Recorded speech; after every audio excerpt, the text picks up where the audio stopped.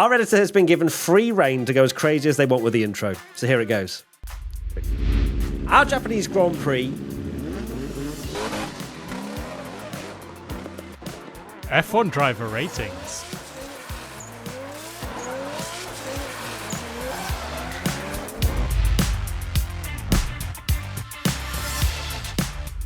Hello, everybody, and welcome back to the P1 podcast with Matt and Tommy.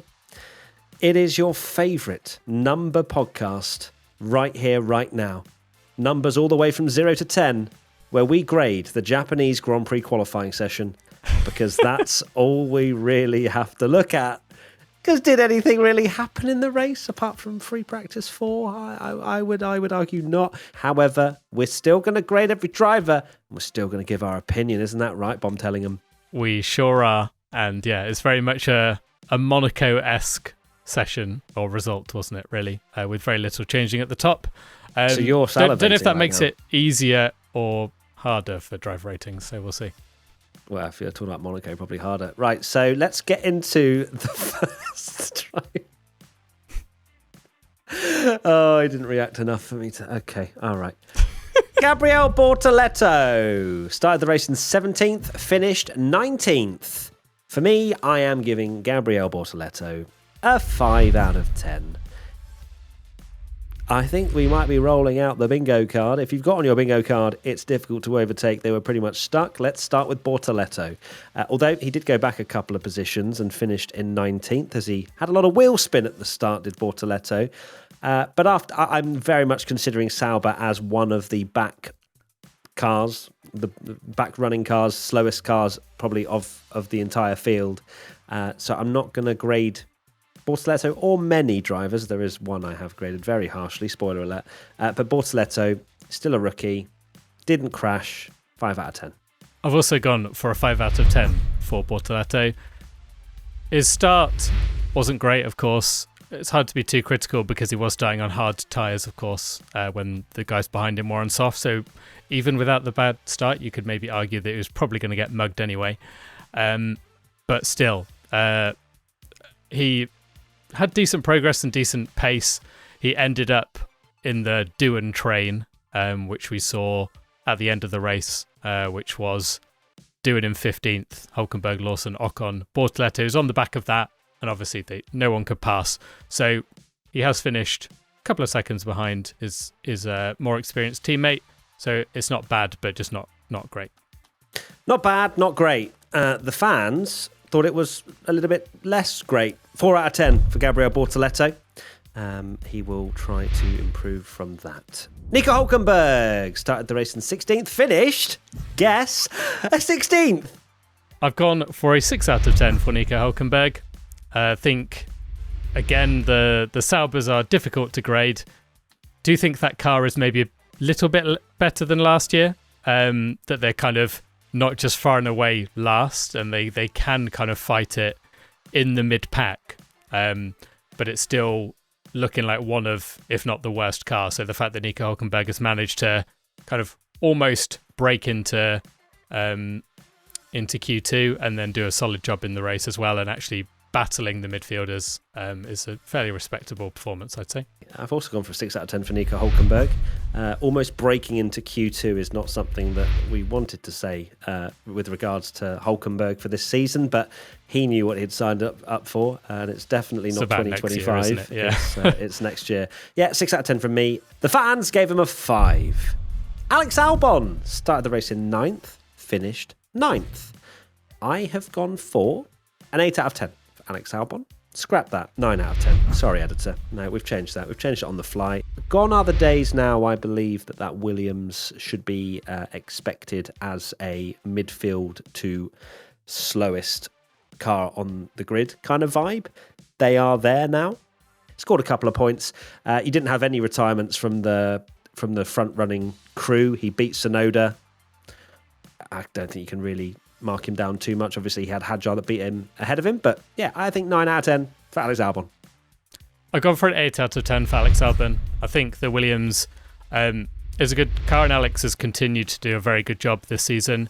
However, in a close midfield, you can get more out of that car.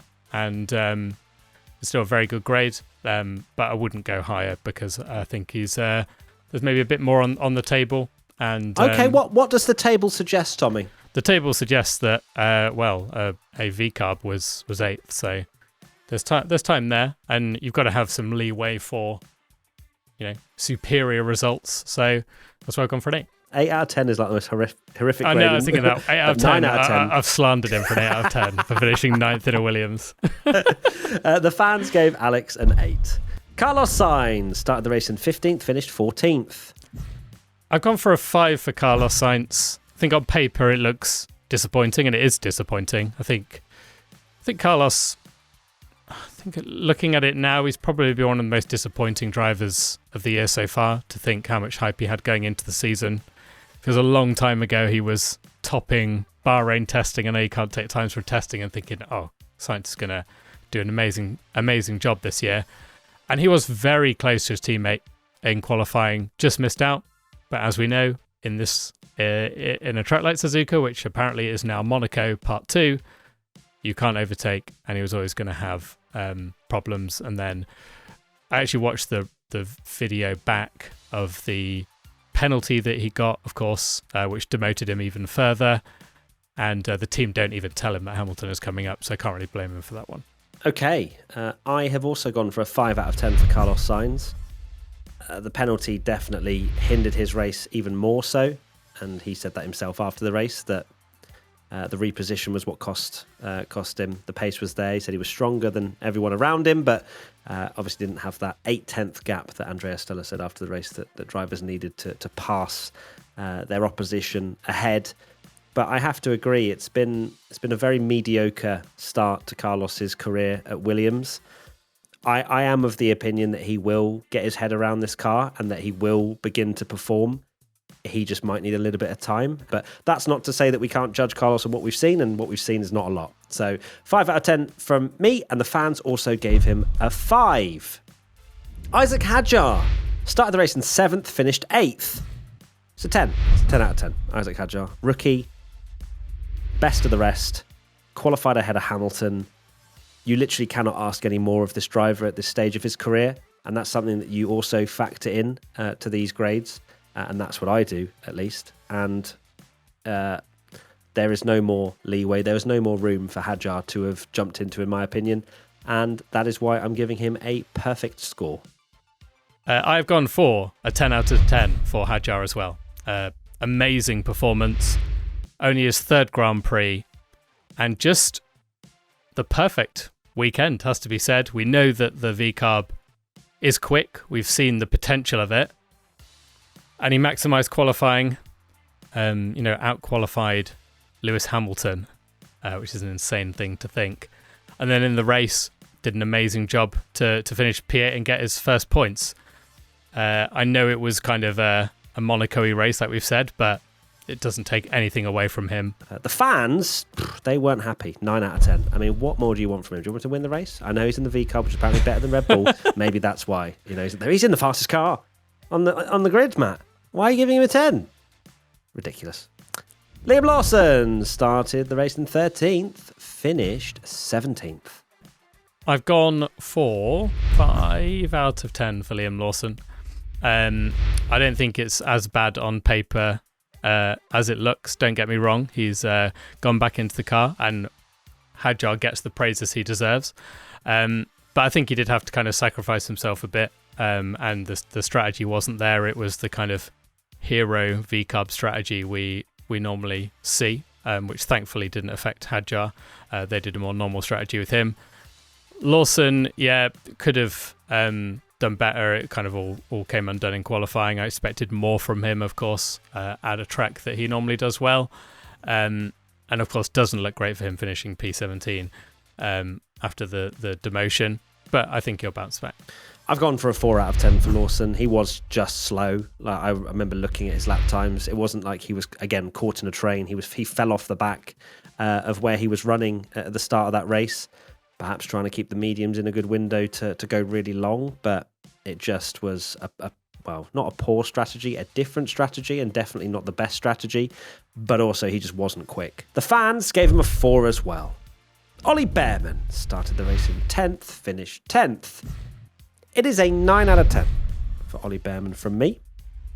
He's picking it up quite nicely, I would say now. Kind of slotting in and performing to the level of which I expected from him coming into this season, because if you remember, he is my biggest good surprise of this season.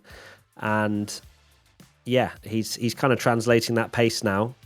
He wasn't able to, I think, really utilise his final Q3 lap, if I remember. But to get through to Q3 in general, when his teammate Ocon, an experienced race winner, being knocked out in Q1. And Bearman, obviously, finished the race where he started. Beautiful, lovely Suzuka, I'm sure, for him. But scored another point, and I think he can be very happy with that. I've gone for a 9 out of 10 as well for Ollie Bearman. Not quite a 10, because I think there was more time to be had in Q3, and maybe had he qualified better, as we know with the struggles to pass, he might have maybe even got a P8 in that race. But Ollie Bearman, amazing job, particularly with how poorly his teammate did in that race. And a really impressive start to the season. The fans gave Ollie Bearman a 9 out of 10 as well. Esteban Ocon started the race in 18th, finished 18th. I have gone for a 3 out of 10 for Esteban Ocon. It's all gone wrong in qualifying, and there's nothing more he could have done, really. But you have to be harsh, because he's the experienced driver, and after what was an unbelievable drive in the last race, it's proper like hero to zero for the next race, to qualify 18th when your teammate might have even got a P8. Just shows the potential of that car. His teammate did obviously get in the top 10. A really disappointing weekend for Ocon, and just prayed for something to happen in the race that never happened. I have also gone for a 3 out of 10 for Ocon. Really disappointing.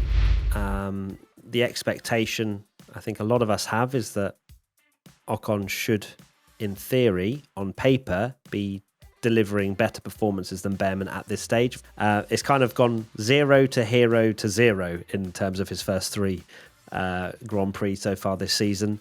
But it's hard to really understand why. And you can see his sort of post-quali, post-race interviews does seem quite down in the dumps at the moment with what's going on at Haas, and very unlike Ocon, because I do think he's a very quick driver. So whatever it is, needs to figure it out soon. The fans also gave him a 3.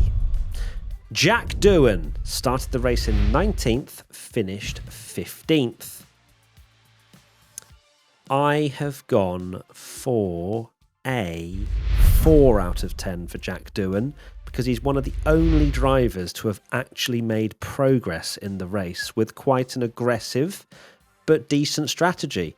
Started on the softs, pitted really early, pushed hard, had ailing hard tyres towards the end, but kept a few positions. He only finished a couple of positions behind his teammate.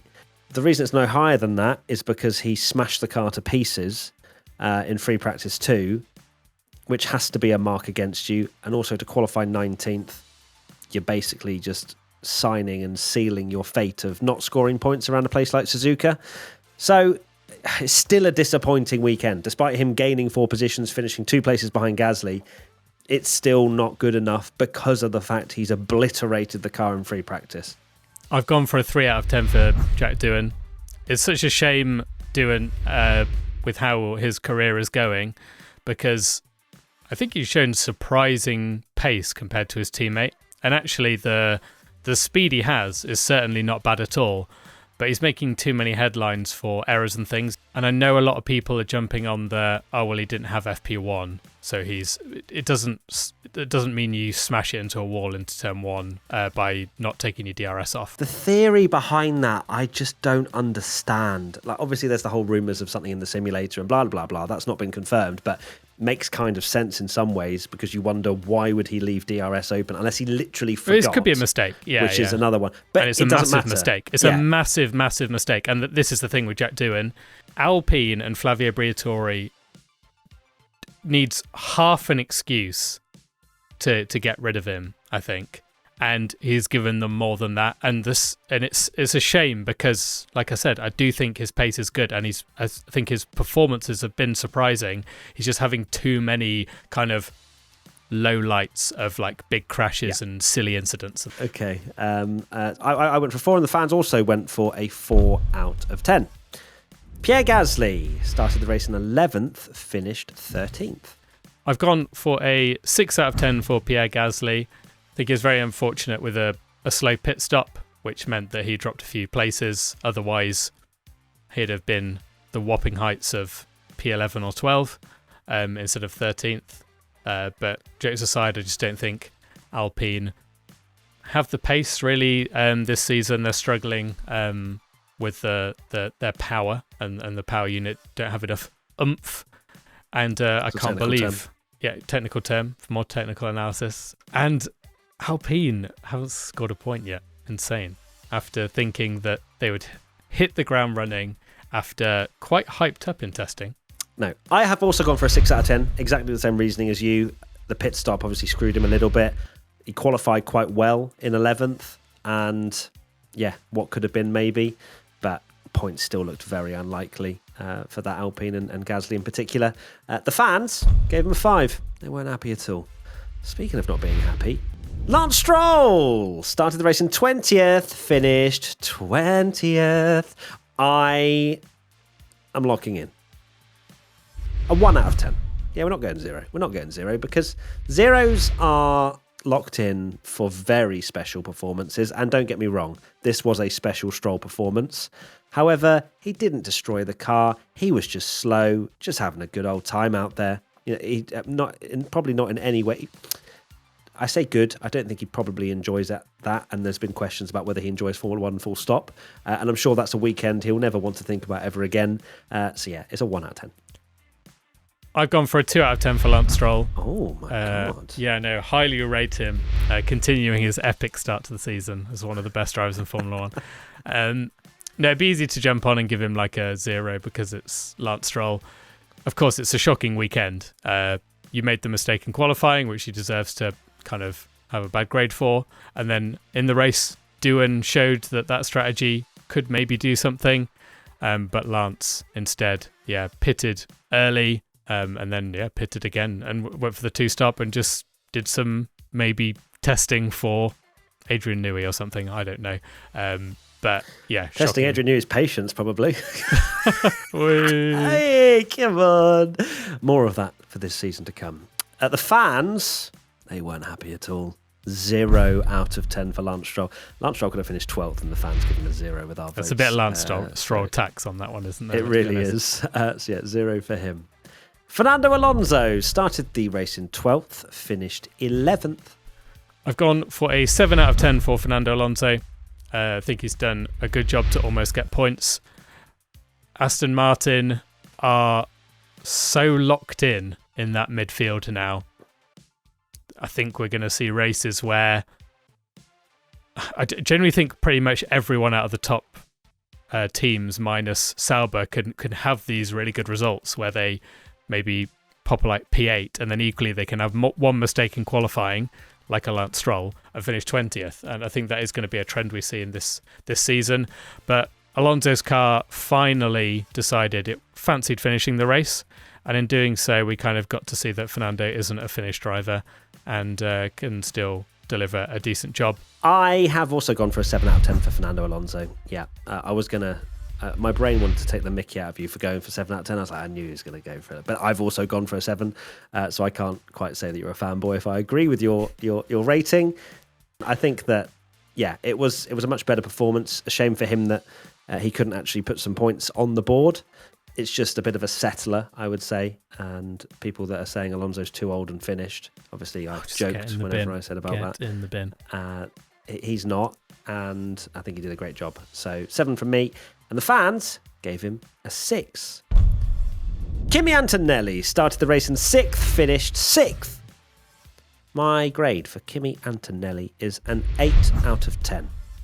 I think he did a very good job. I think his strategy was absolutely on point.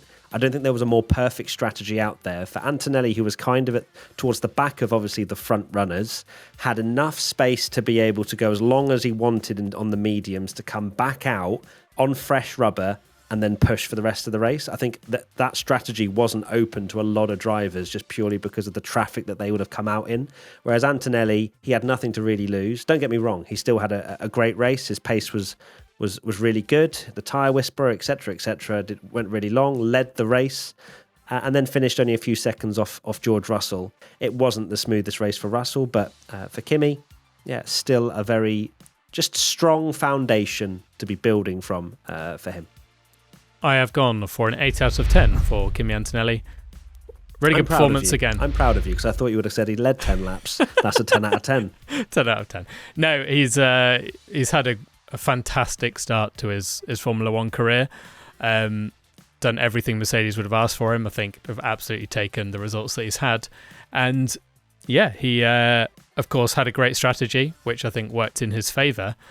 But I think he deserves credit for making it happen because he took the tyres longer than anyone else and then, led the race, which was a cool thing to happen and break that record of Max's by 3 days, I think it was. And he also got the fastest lap, which I think is a nice one for the record books, particularly as I am one of these people that was anti-fastest lap point. So I'm glad that record that now stands is for a legitimate fastest lap that's been earned and not just because he pitted with 3 laps to go on soft tyres. The fans gave Kimi an 8 as well. George Russell started the race in 5th, finished 5th. I've gone for an 8 out of 10 for George Russell. Another solid performance from George. He had a lot of pace, I think, and in qualifying looked like he might be the one to challenge the McLarens, but instead he has, I think he made a mistake on his qualifying lap, and then no fault of his own got stuck in the kind of traffic with the way it's worked, but bagging more points in the championship and another solid job from George Russell. It's an 8 out of 10 from me as well for George, but a very different race to Kimi's. As you say, I think he will be slightly disappointed. Missed out narrowly in qualifying, made that mistake. He tried to get his tyres in a good window where they were slightly cooler at the start of the lap to be able to attack at the end, but he misjudged it and it was too cold and then made that mistake.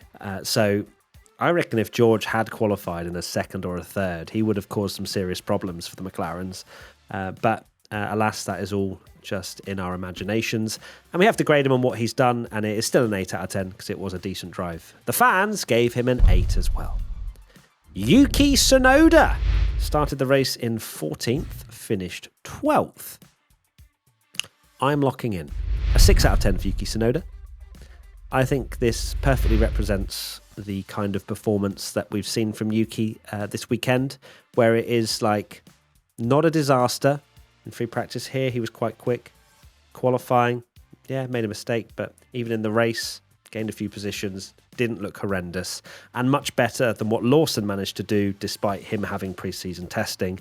Yuki being plonked into a car that is probably known as the most difficult car to drive, alongside, I would say, the wheelie bin of the Sauber, and he's done an okay job, and that's what my 6 out of 10 represents. I have gone for a 5 out of 10 for Yuki Tsunoda. 1 grade difference. Are you as Matt's eyes light up. Call yourself a Yuki fan. I know. How dare I blindly give him a better grade for... Blindly? No, open your eyes, sir. I can't give him a 6 for finishing 12th. And don't get me wrong, I think he's done a much more solid job. And he's definitely done better than Lawson, no doubt. But I think it's a shame that, he did make that mistake in qualifying. I think there was more to be had. And I think he's going to do a better job in Bahrain. And he showed decent pace that to the point where I think he's justified the move and there's no kind of alarm bells from me. But I'm judging the performance here. And I think that, there was more to be had. So I've gone for a 5. Okay, the fans gave Yuki a 6. Well done. We agree.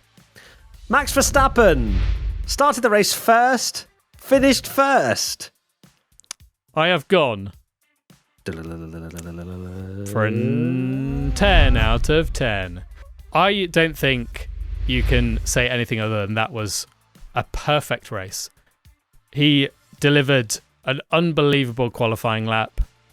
I know there's people out there that are kind of like, don't be ridiculous. The Red Bull is definitely the second best car, or, you know, it's not as bad as Max Verstappen's making it out. It's all kind of like PR games. There's no way, regardless of what you think, that Max Verstappen should have beaten both McLarens, and he did. So it's a 10 out of 10. I have gone for a 10 out of 10. The easiest 10 I think I've given for a very long time.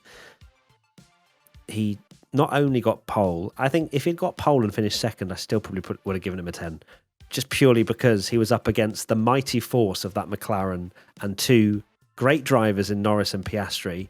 He had everything to lose in terms of Max coming into that thinking, right, what are the McLarens going to do? Are they going to split strategies? Are they going to do something different? Are they going to get me off the start? There were so many things that could have gone wrong for Max to not win that one, and he covered absolutely all of them perfectly.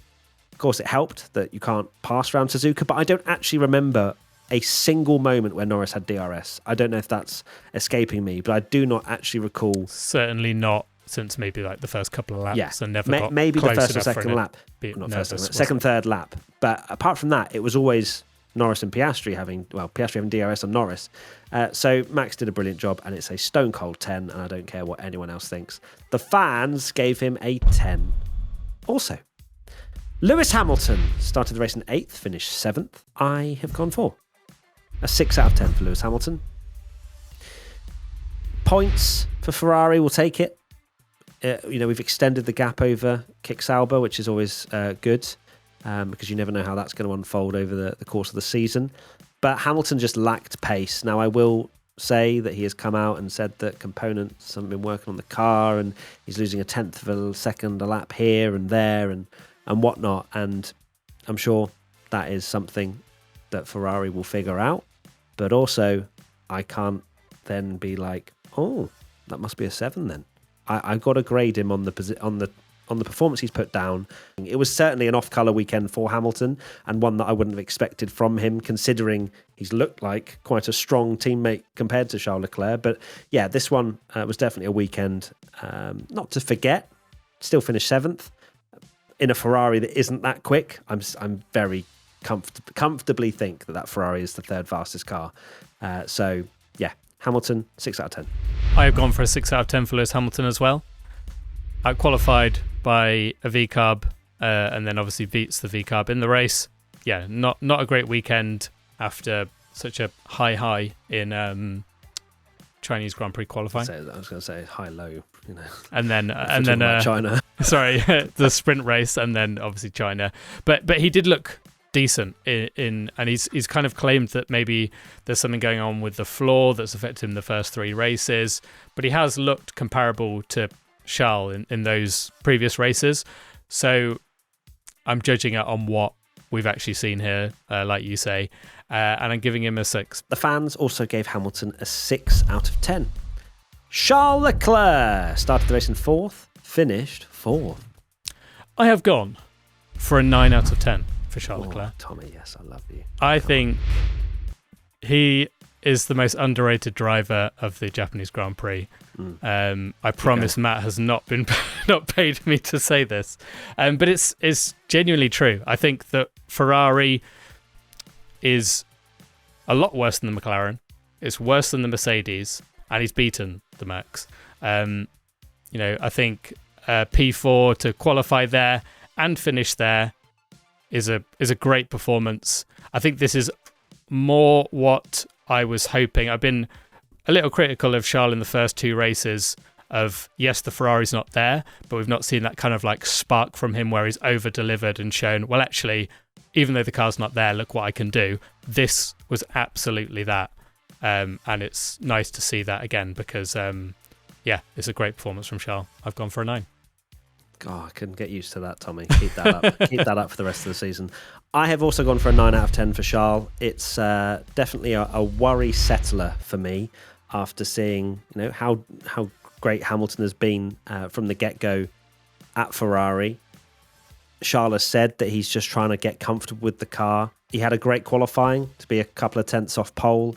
start fourth. That was where most of the weekend was sorted, and then was able to keep the likes of George Russell behind. Of course, not the hardest thing ever around Suzuka, but yeah, a really, really solid performance from Charles. I just need Ferrari to pick it up.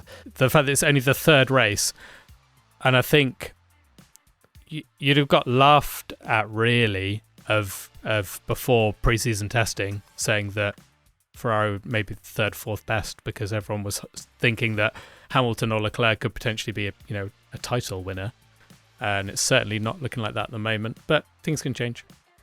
Oh, thanks, Tommy. Thank you. You're trying to pick me up. Give you a bit of opium. What a lovely segment this has been. It's definitely difficult.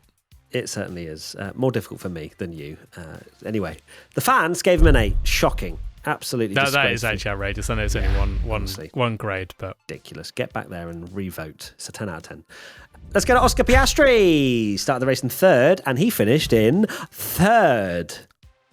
I have gone for an 8 out of 10 for Oscar Piastri, because I believe that both McLarens should have given more, and it was close, right? We could easily live in a world where both those McLarens went half a tenth quicker and they've secured a 1-2. However, they didn't, and I am judging this purely based on the fact that McLaren is the fastest car in the field. Yes, Lando more specifically has said that the car's quite difficult to drive and quite difficult to get it in the right window and this, that and the other. How I see it is the pecking order is McLaren is fastest by, in my head, at least a couple of tenths.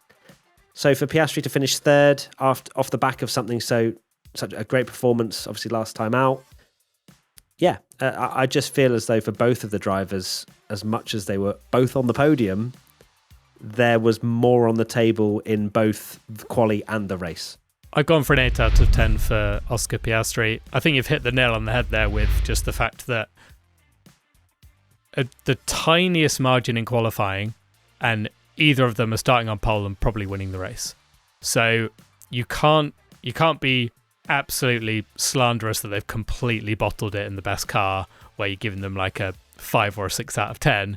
But equally, they can't be getting 9s and 10s because they are driving for the most part of what people think, and I think is factual, a dominant car and a car that should be winning and getting pole position. The fans gave Oscar an 8 as well. Lando Norris started the race in second, finished second. I have gone for an 8 out of 10 for Lando. It was going to be a 4 because he inexcusably drove on the grass and also locked up into the final chicane on the final... No, I'm joking. But yeah, again, just kind of copy and paste Piastri. Very close in qualifying. And I can't blame Lando for not going for it. I think there's even more of a... On Lando here, it's kind of a boring watch to watch him maybe sit back, and it's frustrating as Formula 1 fans to go, he's got a really quick car and Verstappen is much quicker than Verstappen's. Why isn't he overtaking? But one, it's incredibly difficult to pass, and two, he's leading the World Championship, and I don't think there's any problem him settling for second in that race. I think it's a sensible option personally, with how kind of championships can be won. And yeah, he drove a good race, fine margins. The pit exit thing, I think, has been maybe blown a bit out of proportion of like just trying to go down this Norris bottler thing. I personally would see Max Verstappen doing exactly the same thing, trying to overtake someone, and if it doesn't work, you snitch at them on the radio. Welcome to Formula 1. That's literally what every driver does. So, yeah. I have also gone for an 8 out of 10 for Lando. Similar boat. Both McLaren drivers. An 8 out of 10 is still a decent score. May I remind you, we are not giving them 2 out of 10s. It's just that there was more time on the table. Norris missing out by 100th of a second in qualifying. That is the difference. And then following Verstappen into the pits. I know that's a McLaren call as well, but like, why? What? Just that is frustrating as more of a team element maybe than Lando specifically. But then we've seen in the past many times where drivers take it into their own hands and do something slightly different to make something work. I don't think in this occasion it could have, because then he would have fallen behind Oscar. And if there's not been prior conversation with the two McLaren drivers and McLaren themselves, then Oscar will keep that position and then that'll be it. So there wasn't much that Lando could do after not getting Verstappen at the start. Still had a good getaway. So yeah, it's an 8 out of 10. The fans gave him an 8 as well. So who is our P1? My P1 has to be Max Verstappen, just purely because it was a perfect weekend. I know Hadjar, obviously, I gave a 10 as well to, and he does deserve a shout out because it was a great performance, but Max is fully deserving of every bit of the spotlight after this weekend. It's one of the best weekends he's ever had in Formula One. Well done, Max. Yeah, heart says Hadjar, head says Verstappen, because he has basically put in, I think any other weekend Hadjar gets it, but Verstappen has put in one of those performances that makes even, I've seen a lot of funny memes of people sharing about certain individuals in the sport that have maybe been quite critical of Max Verstappen, and then putting that, I'm going to need new haters because even my haters are starting to like me. And it's so accurate, because I think Verstappen, having had that dominant and best car for so long and winning so many races in a row, it was easy to kind of dismiss what he was doing. But now he's not got that, and he's still, putting in performances like that and winning. That was a race where so many people, even that kind of didn't want to admit it, have kind of gone, okay, this guy is the best driver in Formula One and is, one of the greatest we've ever seen in Formula One. So, amazing performance. Amazing indeed. And that is it. Thank you, everybody, for tuning in to the F1 driver ratings for the Japanese Grand Prix. We're back again this weekend, live on YouTube, live on Twitch for the Bahrain Grand Prix. Just bring it on, please. We are begging for some overtakes. We're begging for some strategy and just generally entertainment. Thank you, everybody. Remember as well, if you want to support me in the London Marathon, there's a link all over our social media, I think in our little link tree thing in our Instagram bio as well. If you want to support me on the 27th of April, I'm running the London Marathon. So yeah, that would be awesome. Trying to raise as much money as possible for the Great Ormond Street Hospital charity. And we will see you for predictions, which will be very soon. Lots of love. Bye. Bye.